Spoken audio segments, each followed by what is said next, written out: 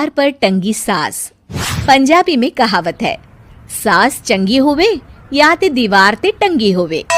संगीता की शादी भी एक ऐसे ही घर में होती है जहां उसकी सास दीवार पर टंगी होती है। ससुर और पति शादी के पहले दिन उसे सास के फोटो के सामने ले जाते हैं, जहां ससुर जी कहते हैं, बेटा संगीता, ये तुम्हारी सास थी, बहुत नेक और भली, लेकिन थोड़ी गुस्सैल थी। गुस्सा आने पर सब तहस नहस कर देती थी, पर अब ये इस दुनिया में नहीं है। हाँ संगीता, माँ होती तो तुम इनकी कोई बात टाल नहीं सकती थी, वरना तो माँ घर में भूचाल ले आती। संगीता मन में खुश होती है कि अच्छा है कि ऐसी औरत अब इस घर में नहीं है, लेकिन दिखावे के लिए वो जैसे ही सास की फोटो के सामने हाथ जोड़कर खड़ी होती है, ये क्या? सास उसे देखकर मुस्कुराने लगी। संगीता आंखों को मलकर एक बार फिर से देखती है, लेकिन फिर सास के चेहरे का भाव, भंगिमा यानी एक्सप्रेशन बिल्कुल बदले होते हैं। वो अपने पति और ससुर को कहती है, माँ की तस्वीर तो स्माइल कर रही है। ना बेटी, ये कैसे संभव है? जरूर तुम्हें कोई गलती हुई होगी, ऐसा कैसे हो सकता है? लगता है तुम शादी की सारी फॉर्मेलिटी करते करते थक गई हो, तुम्हें आराम की जरूरत है संगीता। खैर, सारे संगीता की बात को इग्नोर कर कमरे में चले जाते हैं।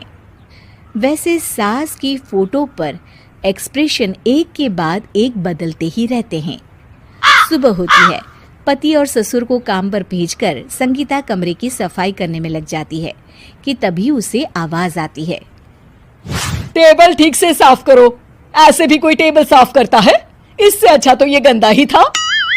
किसी औरत की आवाज सुन संगीता दंग रह जाती है और सोचने लगती है कि आवाज कहाँ से आई। आवाज को नजरअंदाज कर वो फिर से अपना काम करना शुरू करती है, लेकिन इस बार तो आवाज बिल्कुल उसके कान के पास से आती है। मेरा घर है ये, जब तक मैं थी चमका कर रखती थी, हर एक चीज शीशे की तरह थी। तुम्हें तो ना सफाई आती है ना कुछ पता है। क्यों तुम्हें मेरे घर की जिम्मेदारी दे दी गई है? पता नहीं तुम में मेरे बेटे को क्या दिखाई दिया। मैं होती तो एक से बढ़कर एक लड़कियों की लाइन लगा देती। अब संगीता को समझने में देर नहीं लगी कि ये आवाज किसी और की नहीं बल्कि उसकी सास की है, जो दीवार पर टंगी है। वो उसके पास जाती है और कहती है, नमस्ते सासू माँ, मुझे तो कल ही लग रहा था कि दीवार में कुछ काला है। वो दीवार नहीं, दाल होती है पगली। सही पकड़े हैं सासू माँ। तो क्या हो गया आपको जो आप यहाँ भी चैन से नहीं